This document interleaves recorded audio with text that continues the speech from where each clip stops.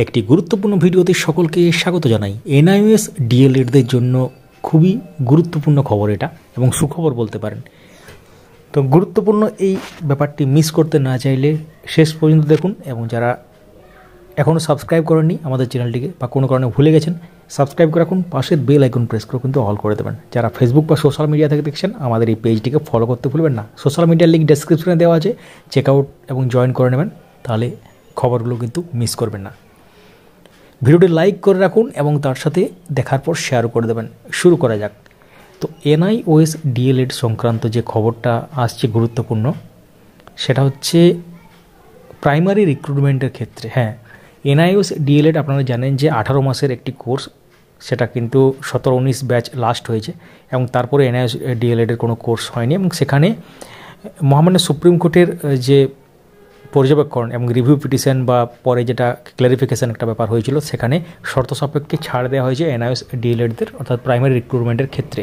সেটা মহামান্য সুপ্রিম কোর্টের রায় এবং সমস্ত রাজ্যে সেটা কিন্তু অ্যাপ্লিকেবল। তো প্রাথমিক শিক্ষক নিয়োগ সংক্রান্ত ব্যাপারে আপনারা জানেন যে বিহারে যেটা হয় বিপিএসসি এবং বিপিএসসি টিআরই 1.0, অর্থাৎ শিক্ষক নিয়োগের যে পরীক্ষা, সেখানে এনআইওএস ডিএলএডদের অ্যালাউ করা হয়েছে। এই খবরটা বিহারের হলেও ওয়েস্ট বেঙ্গলের ক্ষেত্রে বা পশ্চিমবঙ্গের ক্ষেত্রে কেন গুরুত্বপূর্ণ? কারণ এনআইওএস ডিএলএড সংক্রান্ত যে জাজমেন্টটা হয়েছে মহামান্য সুপ্রিম কোর্টের লেটেস্ট যে জাজমেন্ট, সেখানে বলা হয়েছিল যে একটা নির্দিষ্ট সময়ের আগে যদি তারা ইন সার্ভিস অবস্থায় থাকেন এবং সেক্ষেত্রে 17-19 ব্যাচে যদি করে থাকেন এবং 19 সালের মধ্যে কমপ্লিট করে থাকেন, তো সেই ব্যাপারটা একটা ক্রাইটেরিয়া ছিল, তারা কিন্তু পদোন্নতি এবং তার সাথে রিক্রুটমেন্টে কিন্তু সুযোগ পাবেন। এবং সেই মোতাবেকই বিভিন্ন রাজ্যের থেকে আস্তে আস্তে খবর আসছে। ওয়েস্ট বেঙ্গলের অফিসিয়াল নোটিফিকেশান এখনও আসেনি, কিন্তু বিহারের যে অফিসিয়াল নোটিফিকেশান সেটা আমরা দেখাবো এই ভিডিওতেই, সঙ্গে থাকুন।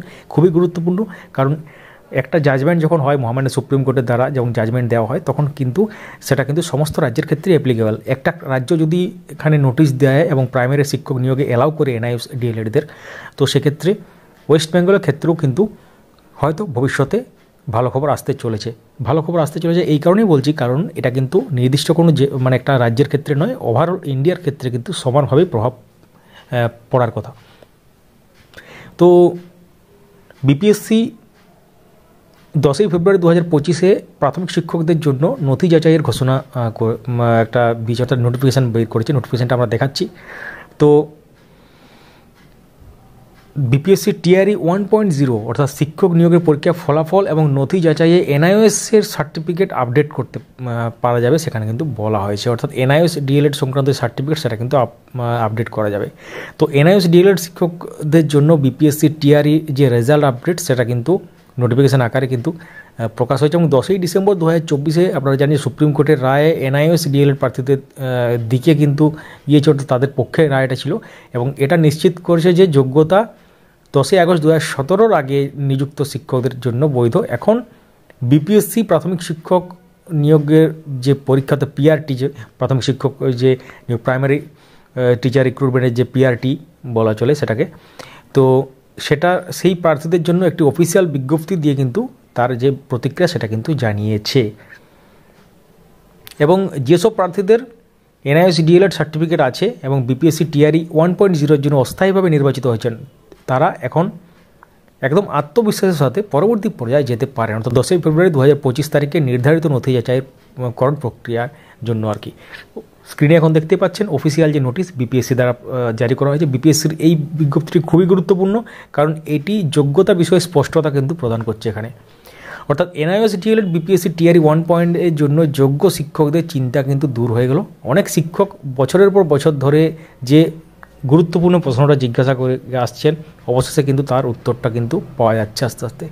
সুপ্রিম কোর্টে আনুষ্ঠানিকভাবে এনআইওএস ডিএলএড প্রোগ্রামকে বিপিএসসি টিআরইর অধীনে থাকা চাকরিগুলি সহ শিক্ষাদানের জন্য একটি বৈধ যোগ্যতা হিসেবে এখানে অ্যালাউ করা হয়েছে। এই সিদ্ধান্তটি আপনারা জানেন খুবই গুরুত্বপূর্ণ, এবং এটা 10ই আগস্ট 2017 আগে এনআইওএস ডিএলএডের মাধ্যমে যাদের ডিএলএড সম্পন্ন করা হয়েছে, অর্থাৎ যেটা একটু আগে আমরা বললাম, সেই সব শিক্ষকরা কিন্তু নিয়োগ ও পদোন্নতির জন্য যোগ্য, অর্থাৎ তারা যে কোনো ইনস্টিটিউশন বলুন বা বিভিন্ন স্কুলে যে যুক্ত ছিলেন ওই টাইম ফ্রেমের আগে, তারা কিন্তু এলিজিবল।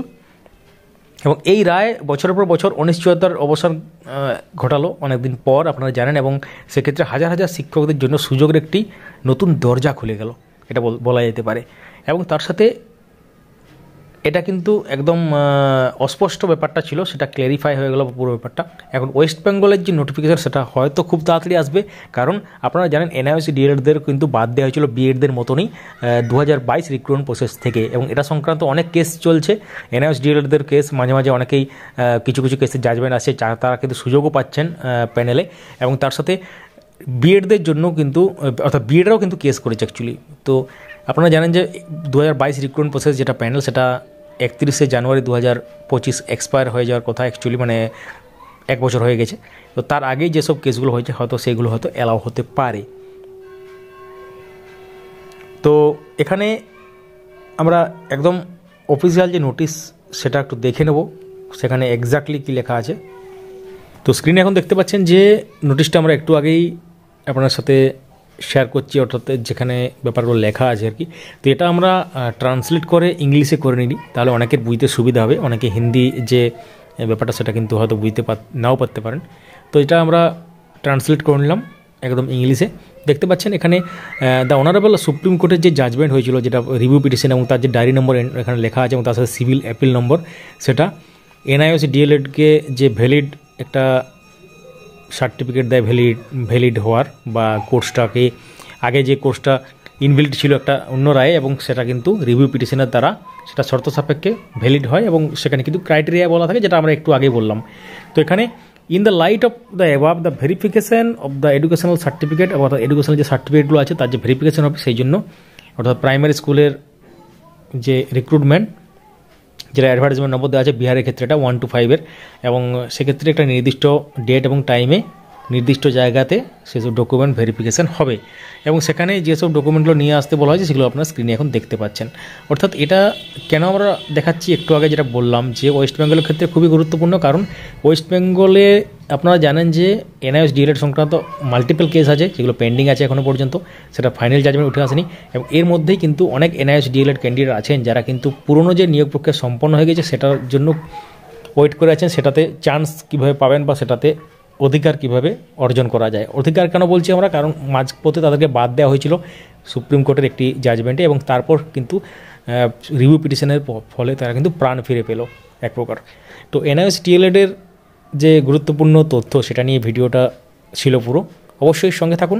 আমরা অরিজিনাল ব্যাপারগুলো আপনাদের সামনে তুলে ধরি একদম ফ্যাক্ট সহ, এবং অফিসিয়াল যে ডকুমেন্ট বা নোটিশ সেইগুলো সহ কিন্তু আমরা তুলে ধরার চেষ্টা করি। তো এই ধরনের গুরুত্বপূর্ণ তথ্যগুলো মিস করতে না চাইলে সঙ্গে থাকুন, আমাদের চ্যানেলটিকে সাবস্ক্রাইব করে রাখুন যারা ইউটিউব থেকে দেখছেন, এবং যারা ফেসবুক থেকে দেখছেন ফলো করে রাখুন। ভিডিওটি লাইক করুন, সবার সাথে শেয়ার করুন, মূল্যবান মতামত কমেন্টে জানান। তো আপনারা কারা এনআইওএস ডিএলএড কোর্সটা করে আছেন সেটাও কমেন্টে লিখতে ভুলবেন না। কোন জেলা থেকে ভিডিও দেখছেন সেটাও লিখতে পারেন। Thank you so much for watching.